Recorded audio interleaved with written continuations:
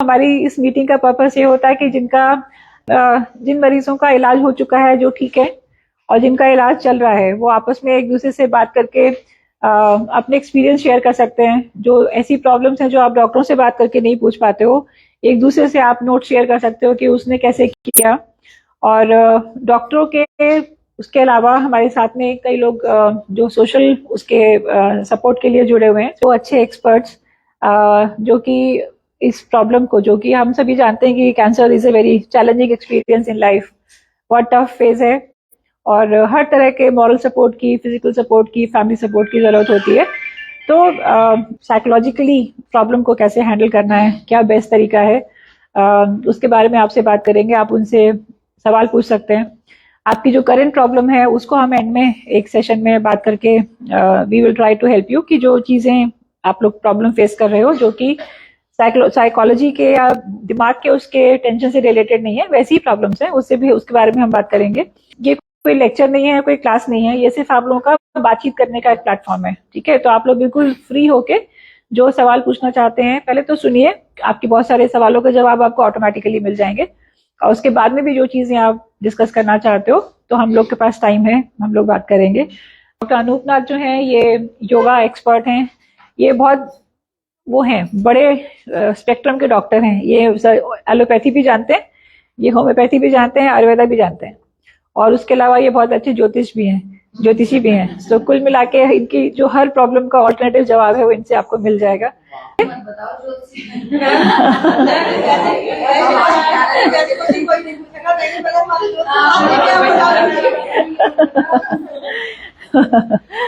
तो चलिए, कह रही है, ये इनका शायद रिसर्च था कि ज्योतिषी क्या कह रही है और इलाज का क्या असर आ रहा है, उस पर इन्होंने रिसर्च किया कि कितना कोरिलेशन है।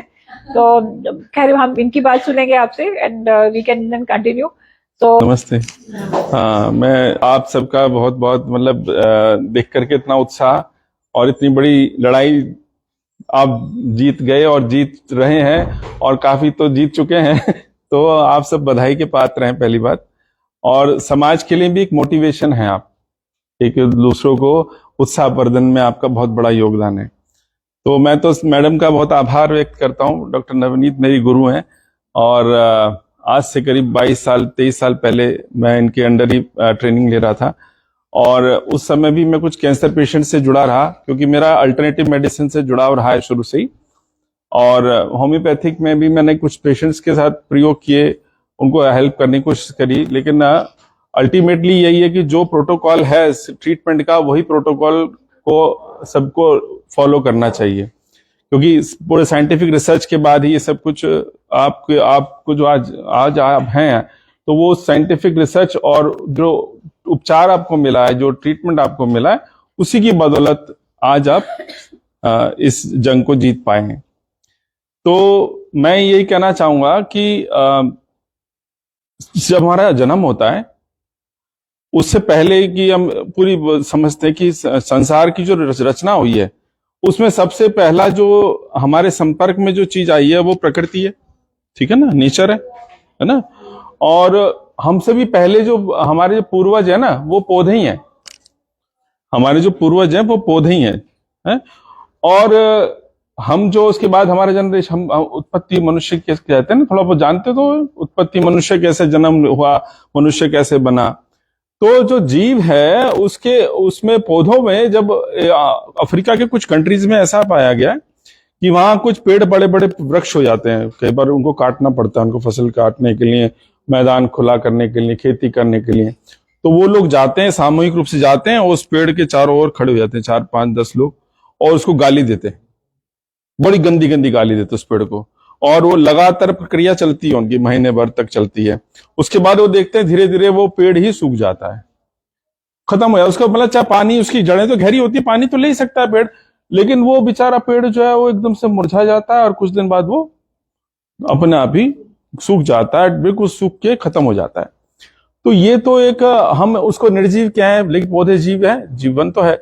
लेकिन जब उसकी स्थिति ऐसी हो सकती है, तो मनुष्य की स्थिति कैसी होती है कि जब उसको कोई तिरस्कार करता है, परिवारजन, जिसने उसको पाला पोसा, अपना जीवन जिसने समर्पित कर दिया, जिस लेडी ने अपना पूरा जीवन न्यौछावर कर दिया और उसी को परित्यक्ता कर दिया, छोड़ दिया है? तो उसकी मनस्थिति कैसी रही होगी, और उससे पहले भी उसकी स्थिति ऐसी रही होगी, जो जिसका कारण जो मैं समझता हूं कहीं ना कहीं मन के जो आवेग हैं और आवेश है ना, जो हमारे भावना है, उन सब भावनाओं का प्रभाव जो हमारे शरीर पर पड़ता है, इस चीज को हम डिनाई नहीं कर सकते। आप बताइए। जैसे फैमिली में होता है, जैसे किसी से जैसे लेडीज में हो जाती है, अनबन हो जाती है, तो उसकी जो बातें होती है ना, तो वो हमारे मन दिमाग जी बिल्कुल बिल्कुल, अब मैं उसी बात, हाँ का रिश्ता होता है, बहुत, जी जी जी जी जी। तो जो कोई ऐसी बात है तो वो हमारे मन में सेट होती है, फिर वही बीमारी का रूप लेती है। हाँ, ये जो आपने अनुभव किया ना, मैं वैसे तो चाहता था कि मतलब समय का उपलब्धता नहीं है, क्योंकि मैम का बहुत बिजी शेड्यूल रहता है, तो मैं चाहता हूं यदि आपके मन में कोई ऐसी विचारणा है, यदि आप वास्तव में ईमानदार हैं, अपने पास एकांत में बैठ करके, मेरा कांटेक्ट वो व्हाट्सएप या फोन नंबर ले लीजिए, मैडम से पूछ लीजिए, जैसे भी आपके मन में कोई ऐसी दिक्कत है, मन में कुछ गुस्सा ज्यादा आता है, कुछ चिड़चिड़ापन आपको ज्यादा आता है, क्रोध ज्यादा आता है, या रोते बहुत ज्यादा हैं आप, घुटन आप महसूस करते हैं, किसी से के प्रति अनावश्यक रूप से ईर्ष्या है आपके मन में, ऐसा भाव है, और मतलब कभी कभी आप बिल्कुल डिप्रेस हो जाते हैं कि मैं क्या करूं, जीवन ऐसा लगता है व्यर्थ ही लगता है। तो यदि ऐसे भाव हैं आपके मन में, उन भावों को बताइएगा, उनका उपचार यदि नहीं होगा जीवन में, तो ये जीवन आगे भी ये कष्ट जो है ना, ये किसी ना किसी रूप में परिवर्तित होकर के किसी और बीमारी का रूप अवश्य लेगा। इस बात को समझ लीजिए आप। इसका कारण है, इसके पीछे कारण क्या है कि मनुष्य का जो शरीर हम देखते हैं ना, ये जो हमारा शरीर जो हमें दिख रहा है, सामने जो दिख रहा है, ये शरीर खाली ये शरीर नहीं है। हमारी जो शरीर की 3 अवस्थाएं होती हैं अध्यात्म के हिसाब से। स्थूल शरीर जो शरीर हमको दिख रहा है, दृष्टिगोचर है, जिसको हम देख सकते हैं, स्पर्श कर सकते हैं, टच कर सकते हैं, ये स्थूल शरीर है। सूक्ष्म शरीर वह है जो हमारी विचारणा चलती रहती है, हम जिसके द्वारा हम स्वप्न में अपने आप को दृश्य रूप में देखते हैं, कि स्वप्न में वही फीलिंग होती है जैसा कि मतलब हम जैसे सपोज लग रहा है कि हम कहीं फंस गए, सपने में कई बार ऐसा होता है फंस गए और पहुंच ही नहीं पा रहे, अपने घर पे हम जाना चाह रहे हैं लेकिन पहुंच ही नहीं पा रहे हैं वहां पर, और घबराहट रहती है, उठते तो पसीने पसीने हो जाते हैं। तो वो स्थिति, और जब उठते हैं तो अरे ये तो सपना था, इसमें क्या हो गया, अरे मेरा परिजन वो जो थे वो बड़े बुजुर्ग थे, वो गुजर गए थे, वो सपने मुझसे बात कर रहे थे, है ना। तो ये सूक्ष्म शरीर है।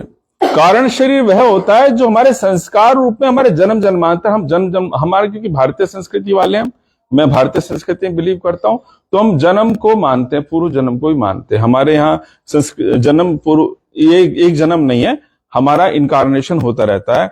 हम एक ऊर्जा बंडल की तरह से हैं, ऊर्जा है हमारे अंदर जिसको हम चेतना कहते हैं, इसको चेतना भी कहते हैं, आत्मरूप भी कह सकते हैं हम इसको। तो शरीर जो होता है, जब शरीर छूटता है, जैसे प्राण छूटते हैं, लोग गुजरते हैं ना, तो वो बताते हैं, कुछ अपना अनुभव बताते हैं कि ऐसा लगता है कोई हमको आ रहा है, ले रहा है। ये सब हमारे इमेजिनेटिव पार्ट है, हम उसको अलग विषय है, ये हम विषय से थोड़े अलग हो जाएंगे। लेकिन मेरा कहने का अभिप्राय यह है कि जो हमें जो दिखता भी नहीं है वह भी हमारा शरीर है, हमारी शरीर की असीम क्षमताएं हैं। हम यदि सपोज एक कुत्ते के पास आप जाएंगे ना, आराम से उसको चल रहा है, तो उसके पास से आप आराम से गुजर जाएंगे, कुछ नहीं कहेगा, लेकिन जैसे आपके अंदर वो फीलिंग आएगी इसको मारने की, वो पहले आपको भौंकने लग जाएगा, जबकि आपकी भाषा नहीं जानता वो। तो यानी आपके विचारों का, आपके इमोशंस का उस पर असर हुआ। कई बार कोई बच्चा होता है कि वो आपको देख करके एकदम मुस्कुरा देता है, और वही बच्चा कोई और लेता है तो वो गुस्सा चिढ़ जाता है, जबकि वो आपने कुछ अभिव्यक्ति नहीं किया, लेकिन आपके जो विचार हैं वो उसको प्रभावित कर रहे हैं। ये जो शरीर की जो असीम क्षमताएं हैं ना, ये जो असीम क्षमताएं होती हैं वो हमारे इमोशन से क्रिएटेड होती हैं, हमारी भावनाओं से क्रिएट होती हैं। और ये भावना का जो सरोवर है, भावनाओं का जो समुद्र है ना, ये हमारे शरीर के भीतर ही बहता रहता है। उस समुद्र के अलग अलग धाराएं हैं, अलग अलग बिंदु हैं, अलग अलग स्रोत हैं, जो ग्रंथियों के रूप में हमारे शरीर में विद्यमान रहते हैं, और योग में उन्हीं के द्वारा उसका सामंजस्य स्थापित किया जाता है, हमारे मन के विचारों के साथ हमारी तालमेल बिठाया जाता है। अच्छा ये बताइए, आप ये कभी नोट किया, कभी आपकी श्वास की जो गति होती है बहुत ज्यादा कई बार बढ़ जाती है, कई बार बहुत सांस कई बार आता ही नहीं है, ऐसा लगता है कि दम घुट जाएगा, होता है ना, होता है ना, घुट जाता है। हाँ, तो ये जो अवस्था बार बार ऐसी होती है, तो ये हमारी प्राण शक्ति का ह्रास होता है, प्राण शक्ति, हमारी चेतना शक्ति खत्म होने लग जाती है। कई बार कि हम स्ट्रेसफुल कंडीशन में बहुत अच्छे से एक्ट करते हैं, कभी कोई घटना होती है हम आराम से उससे लड़ लेते हैं और परिस्थितियों के साथ परिवार को सामंजस्य बना के खुशी खुशी रह लेते हैं। लेकिन कई बार कोई छोटा सा कुछ बोले था एकदम से इरिटेट हो जाते हैं, है ना, हो जाते हैं ना। अब ये डॉक्टर हमारी मैम है, इतना बड़ा स्ट्रेस को आराम से झेलती हैं, तो आज इसी वजह से ये इतने पूजनीय है, इतने मतलब रेस्पेक्टेड है कि ये बड़ी बड़ी कैंसर जैसी बीमारी को वो खटाक से निकाल लेती है, शरीर से सर्जरी कर देती है और डरती नहीं है उससे। तो उनकी क्षमता, उन्होंने अपने मन को इतना साम्य बनाया, इतना तालमेल बनाया, अपना बैलेंस बनाया, जिसकी वजह से वो आज इस अवस्था को प्राप्त कर पाई हैं कि वो दूसरों के लिए उपचारक हैं, एक तरह की चिकित्सक हैं, बड़ी, है ना। ठीक है। इतनी बहुत सारी दिक्कत घर पे होती है, अगर मैम जी के पास आ जाओ, अगर मैम जी से मिल लिए हो तो लगता है कि मुझे कुछ नहीं, मैं तो बता भी नहीं पाती कि मुझे ये दिक्कत है। घर पे जाके कहते अरे बेटा मैंने तो ये भी नहीं कहा मैम को, ये भी नहीं जो ये, हाँ, ये जो एक एग्जाम्पल है, मैं इन पे मतलब इनकी प्रशंसा ही नहीं कर रहा, ये मेरा एक जीवन का एक बहुत बड़ा स्रोत है। हाँ, हाँ। तो ये मतलब कारण क्या है कि बैलेंस है, संतुलन, इसको कहते हैं संतुलन। तो जो श्वास और परश्वास का जो संतुलन यदि नहीं रहेगा, सुनो, अब जो मैम ने मेरे को भेजा है यहाँ पर, उसको भी चाहते हैं, वो भी चाहते हैं कि मैं कुछ आपसे शेयर करूं। तो मैं आपको बताना चाहता हूं कि आगे के लिए भी आपको स्वस्थ रहना है और एक ऐसा व्यक्तित्व बनना है, समाज में एक प्रेरणा का स्रोत बनना है कि आप कोई भी व्यक्ति को ऐसी कोई घटना, ऐसा कुछ रोग होता है तो उसके लिए आप प्रेरणा का स्रोत बने और उसके लिए एक ऐसा वातावरण मिले उसको कि ऐसी प्रेरणा शक्ति मिले आपके द्वारा कि वो भी अपने आप को दुख से मुक्त समझे अपने आप को। तो जो श्वास का जो बैलेंस है, वो श्वास का जो बैलेंस है वो बहुत जरूरी है। ब्रीदिंग की जो बैलेंसिंग है ना, वो बहुत जरूरी है। जो स्ट्रेस को कहते हैं, तनाव कहते हैं।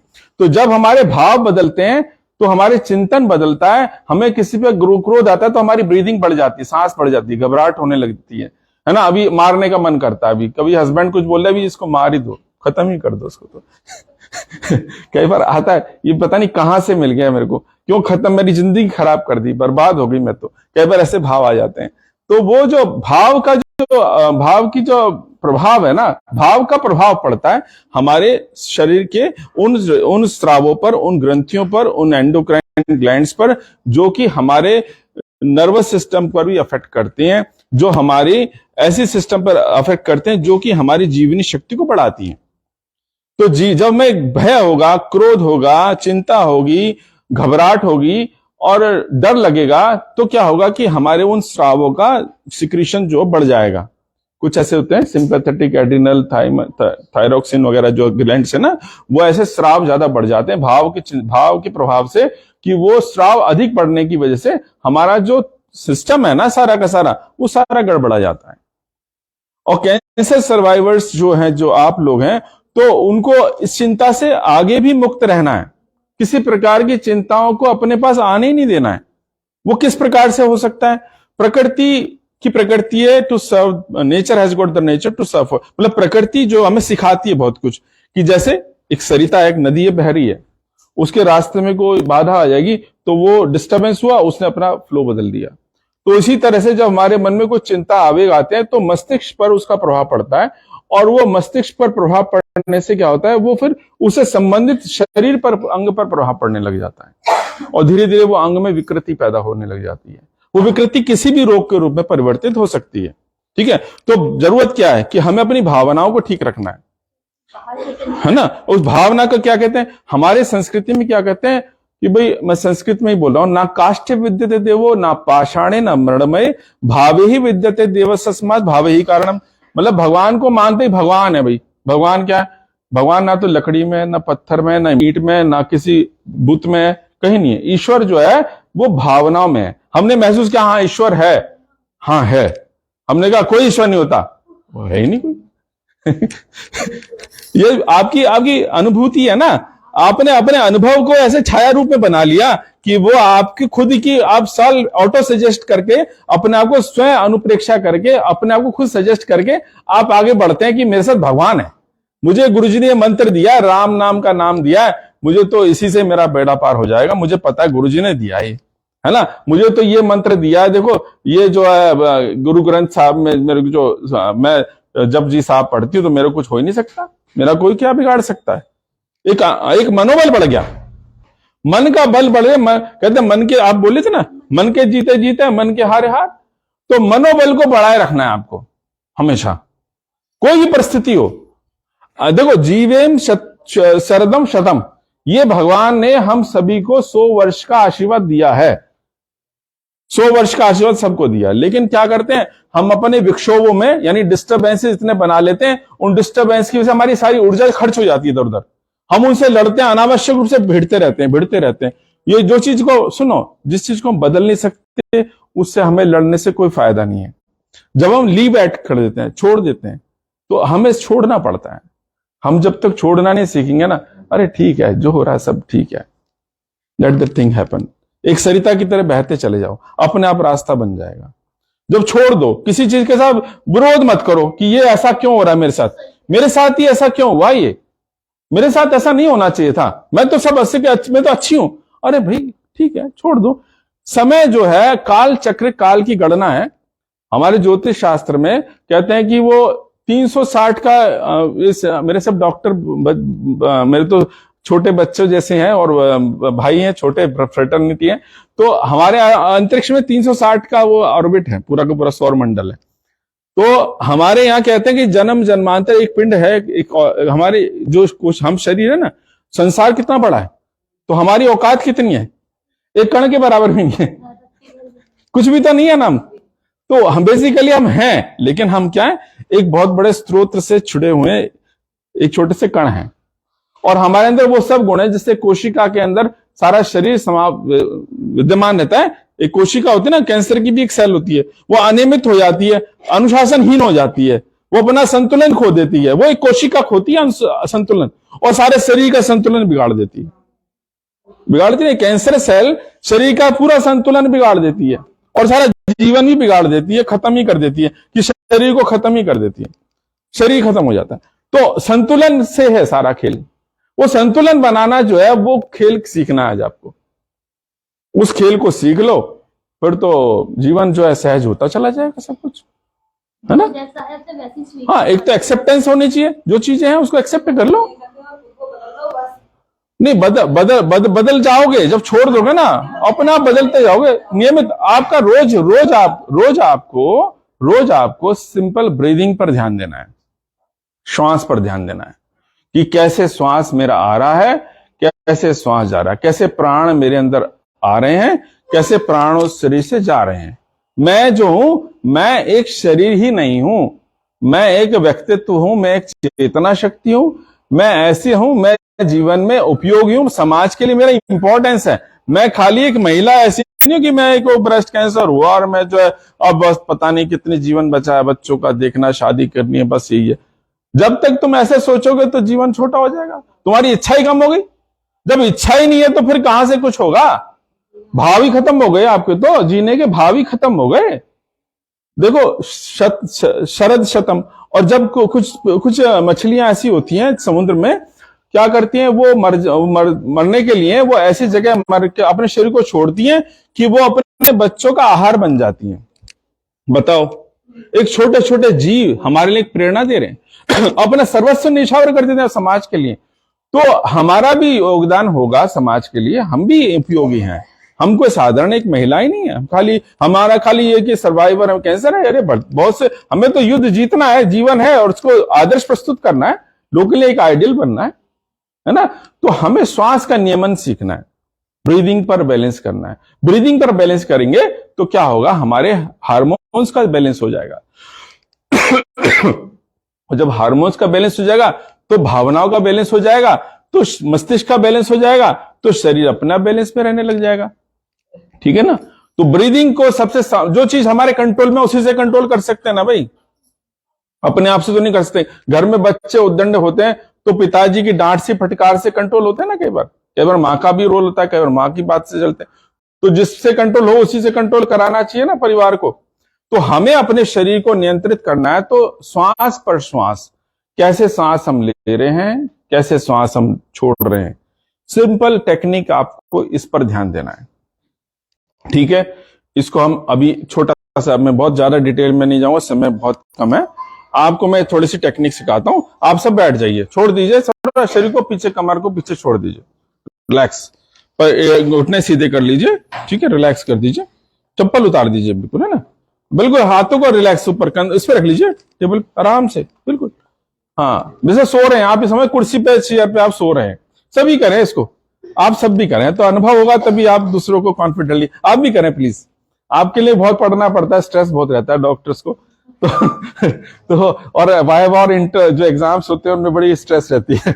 कमर सीधी कर दीजिए, सर पीछे छोड़ दीजिए, बिल्कुल बॉडी को रिलैक्स करिए, बिल्कुल छोड़ दीजिए। आप धीरे धीरे अंतर्मुखी होना है आपको, अंदर से देखना है अपने आपको। आंखें बंद, आंखें बंद, आंखें बंद, जैसे जैसे मैं कह रहा हूं उस एडवाइस को फॉलो कीजिए, बस थोड़ी देर आंखें बंद कीजिए सर, आंखें बंद, अम्मा पीछे करो, छोड़ दो पीछे, हाँ, आंखें बंद कीजिए, श्वास पर ध्यान करें, सांस कैसे आ रहा है, सांस कैसे जा रहा है, कैसे सांस आ रहा है, कैसे सांस जा रहा है, इस पर ध्यान करना है। श्वास जब भर रहे हैं तो शरीर में ऊर्जा का संचार हो रहा है, आपके अंदर शक्ति आ रही है, और बंद कर दीजिए फोन। और जब सांस छोड़ रहे हैं, सांस जब छोड़ रहे हैं तो आपके शरीर से सारे विकार, तकलीफें, बीमारियां शरीर से दूर हो रही हैं। श्वास आ रहा है, शरीर में चेतना का आगमन हो रहा है, श्वास जा रहा है तो रोग, दुख, कष्ट, कलेश, ईर्ष्या, द्वेष, कामना, दुर्भावना, द्वेष भावना, ये सब आपके शरीर से बाहर जा रही है। ऐसा भाव करें, सोचें कि मेरे अंदर सारी बुराइयां दूर हो रही हैं। धीरे धीरे अपने बाएं अंगूठे पर, पैर के बाएं अंगूठे पर ध्यान करें और मन से सलाह दें अपने शरीर को कि आपका बायां अंगूठा रिलैक्स हो रहा है, शिथिल हो रहा है, ढीला पड़े जा रहा है। बायां अंगूठा शिथिल हो रहा है, बायां अंगूठा पैर का शिथिल यानी रिलैक्स हो रहा है। उसी तरह से ऊपर की तरफ ध्यान करें, आपका बायां पैर की पिंडलियां शिथिल हो रही हैं, आपका बायां घुटना शिथिल हो रहा है, आपका बायां कूल्हा शिथिल हो रहा है। महसूस करें आपका पैर बायां बिल्कुल रिलैक्स हो गया है। इसी प्रकार से ध्यान कीजिए, आपका दायां पैर का अंगूठा शिथिल हो रहा है, शिथिल हो रहा है, शिथिल हो गया है, रिलैक्स। इसी प्रकार से पिंडली, दाएं पैर की पिंडली शिथिल हो रही है, रिलैक्स हो गई, घुटना रिलैक्स हो गया है, जंघा रिलैक्स हो गई है, और आपका पैरों तक का, कूल्हे से नीचे तक का सारा हिस्सा शिथिल हो गया है। आ शब्द का उच्चारण मेरे साथ करेंगे, ध्यान करेंगे पैरों में। आ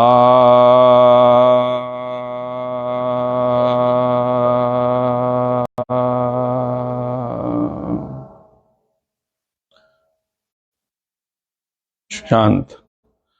आप ध्यान करेंगे, पैरों से ऊपर की तरफ यात्रा करेंगे, पेट के सभी अवयव, पेट में आपकी आंतें भी हैं, आपके अंदर लीवर भी है, किडनी भी है, शरीर के और अंग हैं, उन पर ध्यान करेंगे। शरीर के सभी अवयव, सभी शरीर के अंग जो है शिथिल हो रहे हैं, शिथिल हो रहे हैं, शिथिल हो गए हैं। पेट बिल्कुल शिथिल हो गया है। श्वास आ रहा है, श्वास जा रहा है, श्वास पर भी ध्यान कीजिए, लेकिन पेट के सभी अवयव शिथिल हो गए हैं। इसी प्रकार से ऊपर की तरफ यात्रा करेंगे। आपका फेफड़ा, बायां फेफड़ा रिलैक्स हो रहा है, रिलैक्स हो रहा है, रिलैक्स हो गया है। श्वास आ रहा है लेकिन प्राण आ रहा है, आपके अंदर प्राण जा रहा है, ये महसूस करें।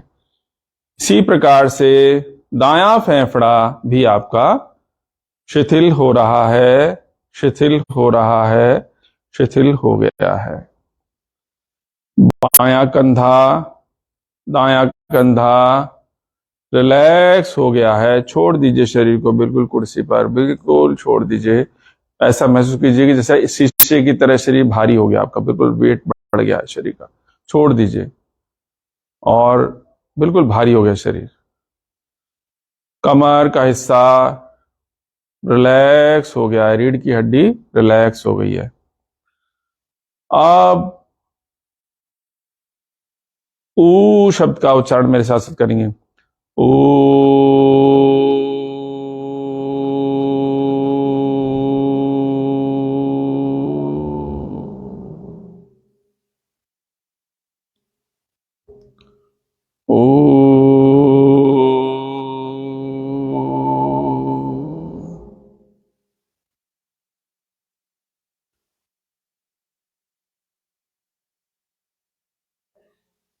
अभी इसी प्रकार से गर्दन का हिस्सा रिलैक्स हो गया है। गर्दन के अंदर जो आवाज का यंत्र है वो भी रिलैक्स हो गया है। जिह्वा रिलैक्स हो गई, आपकी जीभ के हिस्सा, मुख की सारे मसल्स, मांसपेशियां सब रिलैक्स हो गई हैं।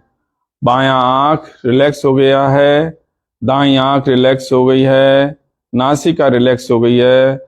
मस्तिष्क में कोई विचार नहीं है, श्वास पर ध्यान है। श्वास आ रहा है, श्वास जा रहा है। गर्दन को ढीला छोड़ दीजिए एक तरफ और मां शब्द का उच्चारण कीजिए। मां,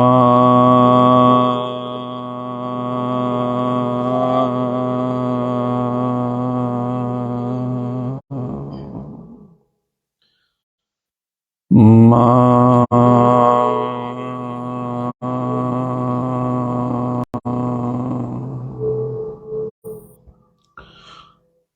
अब शरीर के तीन हिस्सों में, तीनों में आ उ मा शब्द का उच्चारण करेंगे मेरे साथ साथ। आकार, उकार, मकार। आ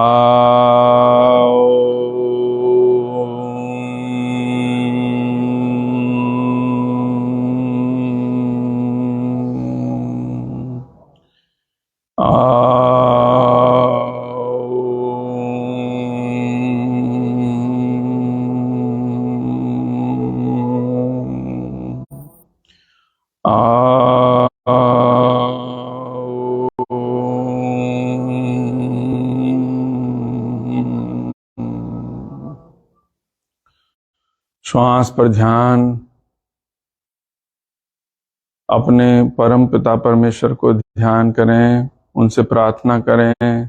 अपने गुरु को, जिसको भी अपने जीवन में आप आदर्श मानते हैं, देव स्वरूप मानते हैं, अपना लक्ष्य मानते हैं, जिनके पास आपको जुड़ाव है, जिनसे भी, उनका ध्यान करें, उनसे प्रार्थना करें कि आपके कष्ट, कलेश, दुख, तकलीफें, चाहे शारीरिक हो, दैहिक हो, दैविक हो, भौतिक हो, तीनों तरह के कष्ट होते हैं शरीर के।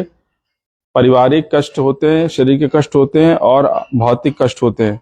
वो सब कष्ट दूर हो रहे हैं। आप अपनी परीक्षाओं में अच्छे अंक प्राप्त करने का आशीर्वाद प्राप्त कर रहे हैं। अपने लक्ष्य को पाने का आप अच्छा आशीर्वाद प्राप्त कर रहे हैं। उनसे ईश्वर का धन्यवाद करें, आज के समय का धन्यवाद करें, आज के इस युग संधि का धन्यवाद करें। और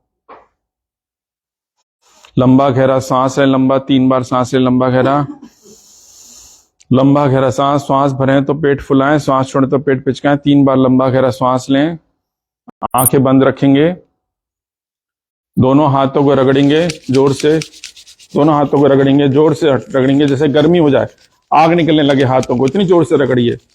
और अपने आंखों पर लगाइए, मुंह पे फेरिए और शरीर के सभी अवयव पे फेरिए। जहां जहां आपको कष्ट है वहां पर भी हाथ फेरिए और महसूस करिए कि आपके अंदर ऊर्जा का संचार हो रहा है। पूरे शरीर पर फेरिए हाथों को और धीरे धीरे पलकों को झपकते, नीचे की तरफ झपकते हुए ऊपर की तरफ, जैसे खिड़की में से झांकते हैं, उंगलियों से में से झांकिए और ऊपर हो जाइए। ओम कृतज्ञोस्मि। धन्यवाद।